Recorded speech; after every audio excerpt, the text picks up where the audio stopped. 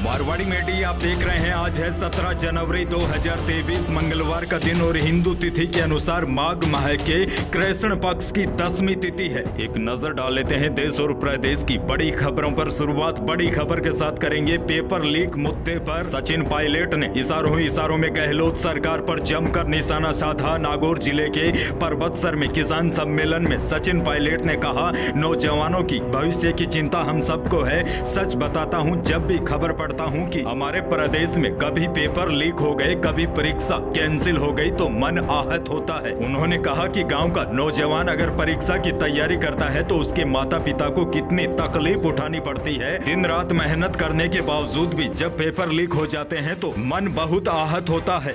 वहीं सचिन पायलट ने बड़ा बयान देते हुए कहा है कि मैं उम्मीद करता हूं कि यह जो छोटी मोटी दलाली करते हैं, बजाय उनके जो सरगना है इस तरह के काम करने वाले, उनको पकड़ा जाए। यानी कि पायलट ने इशारों में कहा है कि पेपर लीक के दलालों की बजाय बड़ी मछलियों को पकड़ा जाए। पायलट के बयान के बाद सीएम गहलोत का भी बड़ा बयान सामने आया है। सीएम गहलोत ने कहा है कि पेपर लीक प्रकरण में राज्य सरकार कड़ी कार्रवाई कर रही है, इसमें चाहे किसी भी स्तर का अधिकारी हो। यानी कि सचिन पायलट के बयान के बाद सीएम गहलोत ने उन पर वापस पलटवार किया है। प्रदेश की दूसरी बड़ी खबर, मुख्यमंत्री अशोक गहलोत ने चिंतन शिविर में कहा कि हमारी ओल्ड पेंशन स्कीम की आलोचना की गई, लेकिन आज हर कर्मचारी सामाजिक सुरक्षा महसूस कर रहा है। सुप्रीम कोर्ट ने भी हमारी ओपीएस स्कीम पर मोहर लगाई है। उन्होंने कहा कि इंदिरा गांधी शहरी रोजगार गारंटी स्कीम, उड़ान योजना और महात्मा गांधी अंग्रेजी माध्यम विद्यालय राज्य सरकार की महत्वपूर्ण उपलब्धियां हैं। सीएम ने कहा कि राज्य सरकार करीब 1 करोड़ लोगों को सामाजिक सुरक्षा पेंशन से लाभान्वित कर रही है। इस तरह केंद्र सरकार जरूरतमंद लोगों को भी सामाजिक सुरक्षा दे। आपको बता दूं, राजस्थान में 23 जनवरी से विधानसभा का बजट सत्र भी शुरू होने जा रहा है और इसमें गहलोत सरकार का अंतिम और 5वां बजट पेश किया जाएगा।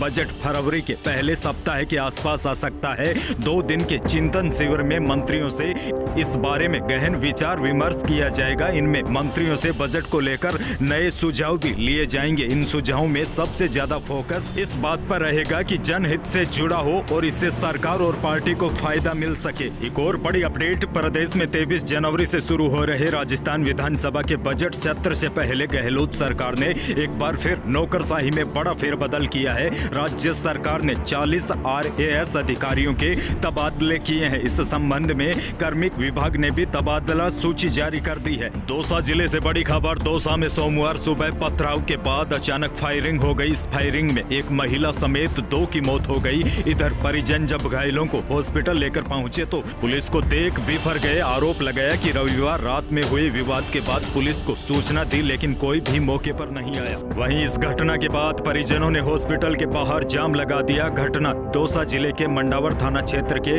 पालोदा गाँव रविवार सुबह 8 बजे की है। जानकारी के अनुसार परिवार के हीरालाल योगी और रामेश्वर व मोतीलाल पड़ोसी है। 3 महीने पहले एक एक्सीडेंट को लेकर दोनों परिवारों के बीच विवाद चल रहा है। रविवार शाम को दोनों का परिवार एक कपड़े की दुकान पर पहुंच गया। यहां एक्सीडेंट को लेकर एक बार फिर विवाद खड़ा हो गया। इस पर रविवार रात दोनों पक्षों में जमकर झगड़ा हुआ। गांव वालों ने जैसे तैसे मामला शांत करवाया। बड़ी खबर यह है, दौसा में पुरानी रंजिश को लेकर 2 पक्षों में खूनी संघर्ष और पथराव के बाद फायरिंग में 2 लोगों की मौत हो गई।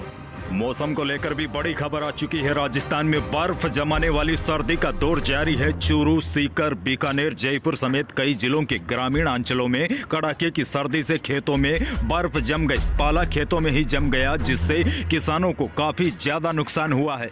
वहीं मौसम विशेषज्ञों के मुताबिक कड़ाके की सर्दी का यह दौर अगले 1-2 दिन और रहेगा। उसके बाद 19 जनवरी से मौसम में परिवर्तन होगा, शीतलहर थम जाएगी, तापमान बढ़ेगा। वहीं 23 और 24 जनवरी को एक बड़ा सिस्टम बनने की संभावना है, जिससे राजस्थान के कई हिस्सों में बारिश भी हो सकती है। बाड़मेर से भी बड़ी खबर आ चुकी है। शीतलहर के चलते जिला कलेक्टर बाड़मेर द्वारा सभी विद्यालयों में कक्षा 1 से 8वीं तक के छात्रों का 17 और 18 जनवरी को अवकाश रहेगा। बाड़मेर में आज और कल 8वीं तक के बच्चों की छुट्टी रहेगी। वहीं आपको बड़ी अपडेट यह भी दे दूं, बीकानेर में छुट्टियां कैंसिल हो गई है। 5वीं तक के बच्चों को 11 बजे स्कूल जाना होगा और 6वीं से लेकर 8वीं तक के बच्चों को 10 बजे स्कूल जाना होगा। आज मंगलवार से इन सभी बच्चों को अब स्कूल जाना होगा।